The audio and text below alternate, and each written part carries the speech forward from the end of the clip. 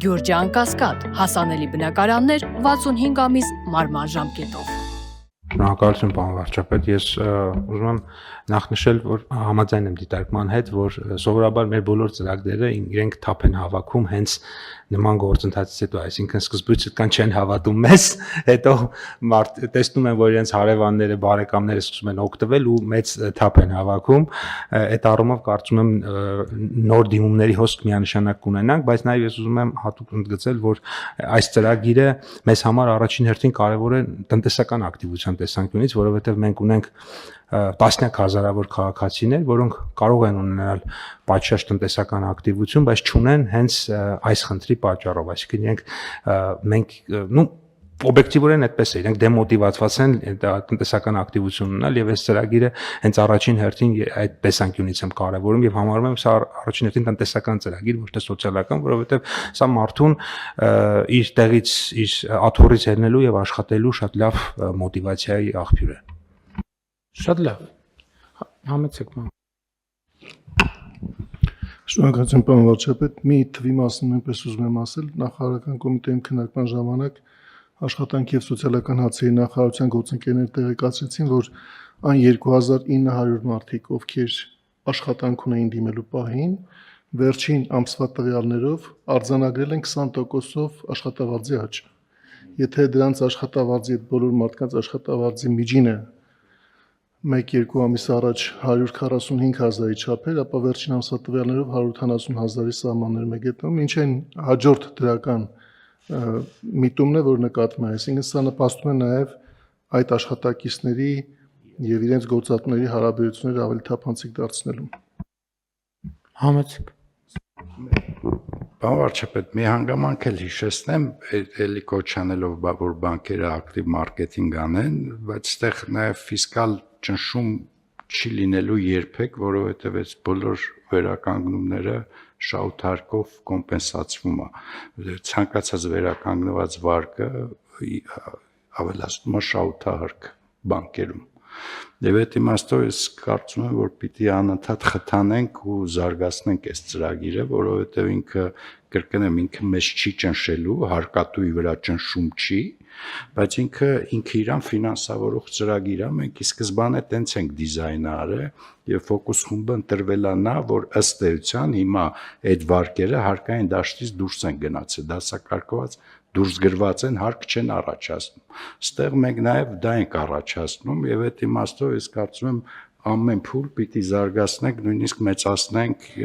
խումբը մեծացնենք, սարքենք մշտապես աշխատող մեխանիզմ։ Դա կարգապահության վրա չի ազդի նեգատիվ։ Պարոն վարչապետ, ես կարծում եմ, քանի որ սրա ժամկետ անցումները արդեն այնքան է պրոբլեմատիկ, որ չեմ կարծում, որ մենք իմպուլս ենք տալիս շուկային, որ կարելի է վարկ ստանալ եւ չմարել։ Այս մարդիկ արդեն չմարված վարկի հետևանքը իրանց ռեպուտացիայի իմաստով կրել են։ Եվ դա այո արդեն իսկ պրոբլեմ է, բայց ուզում եք պրոբլեմը չխորանա, որովհետեւ պարկեշտ բարեխիղճ վարկառու եւ չբարեխիղճ վարկառու սահմանը ես կարծում եմ մենք չենք անցել։ Բայց այդ շատ հին վարկերի մասով ուղղակի այլընտրանք չկա, պետք է այդ պրոբլեմը լուծենք։ Այսինքն նկատի ունեք մտածենք այն հին վարկերի, այս ծրագիրը տեսնենք ինչ արդյունքներ առնում, կարող է հաջորդ շեմին անցնենք եւ այդպես շարունակ։ Ես մտածում եմ այո, հին վարկերի մասով այո, որովհետև ձեր ասածը հասկանում եմ, մենք չպիտի նենց խթաններ դնենք, որ բարեխիղճ վարկառուն անշահեկան վիճակում հայտնվի, բայց նաև տենց քրոնիկ հիվանդություն սարքել նույնպես չի կարելի, որովհետև կրկնեմ, այս մարդիկ արդեն իրանց վարկային պատմության հետևանքը կրել են։ Մենք այդ տրամաբանությամբ ենք գալիս օգնության։ Եվ միևնույնն է բանկային համակարգ այդ պատմությունը չի ջնջվելու իր մոտ, այնուամենայնիվ հաջորդ անգամ վարկ տալիս ավելի զգուշավոր են վերաբերվելու, այո։ Այդ արդեն որևէ կոմպենսացիայով այդ ռեպուտացիան չես վերականգնի եւ այդտեղ կարծում եմ, այո, խնդիրները հենց այստեղ է խնդիրը, որ շատ դեպքերում մենք առաջնային նշանակություն տալիս ենք փողին, գումարին, բայց այդտեղ փողից ավելի արժեքավոր բաներ կան, որը ըստ էության լրջորեն վնասվել են եւ այդ մարդիկ իրենց աշխատանքի արդյունքում, ավելի երկար աշխատանքի արդյունքում վարկը փակվելուց, մարվելուց, դուրս գալուց հետո, նույնիսկ սև ցուցակից դուրս գալուց հետո ավելի շատ այդ ջանքերը պետքա շարունակեն, որ เป զի այդ վստահությունը համակարգի իրենց նկատմամբ վերականգնի։ Համեցեք։ Պարոն վարչապետ, նա մի քանի թիվել սկզբում սկսվեց խոսակցությունը 340,000 անհուսալի վարկերից, այդ սահմանափակումները դնելուց, որ 1 միլիոնից ավելները բացառվեց եւ մինչեւ 3 տարին բացառվեց, թույվը իջավ մինչեւ 200,000-ի,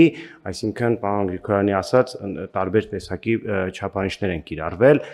նաեւ մեր կողմից ֆինանսական կրթման, միջնորդության ավելացման տեսանկյունից մենք վերջին մի քանի տարիների ընթացքում ամենաշատը բախվում ենք այս խմբի հետ։ Բոլոր տեսակի հարմարությունները ապահովելուց հետո եթե մարդը ունի ԴՀԿ, խնդիր ունի, նա չի ուզում տաքսի վարել, որը